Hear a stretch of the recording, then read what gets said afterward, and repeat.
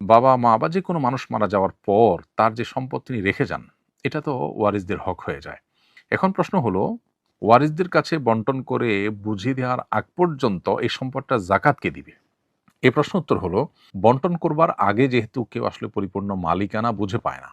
ধরুন আমার বাবা মারা গেলেন, আমার বাবার সম্পদে আমরা ভাই-বোন যা পাওয়ার কথা সেটা আমরা বুঝে পাওয়ার আগ পর্যন্ত, বুঝে নেওয়ার আগ পর্যন্ত আমাদের মালিকানা চূড়ান্ত হয় না। মালিকানা পূর্ণাঙ্গতা পায় না। যেহেতু মালিকানা পূর্ণাঙ্গতা পায় না, যার কারণে এখানে আমাদের এই সম্পদের জাকাত আমাদের উপরে বর্তায় না। আমরা যখন এটাকে বুঝে নিব, মালিকানা পূর্ণাঙ্গতা পাবে তখন আমাদের উপরে জাকাত বর্তাবে। এখন প্রশ্ন হলো, তাহলে যতদিন বন্টন হবে না ততদিন পর্যন্ত জাকাতকে দিব? তো হলো না, এটা জাকাত কারো উপরে বর্তাবে না, কারণ মৃত ব্যক্তি যিনি তার উপর তো জাকাত আসে না, মৃত ব্যক্তির উপর কোনো বিধান প্রযোজ্য হয় না। আবার দ্বিতীয়ত হলো, মৃত ব্যক্তি এটার মালিকও না।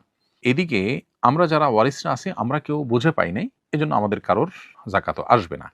এজন্য মানুষ মারা যাওয়ার পর উত্তরাধিকার সম্পদ দ্রুততার সাথে বন্টন করে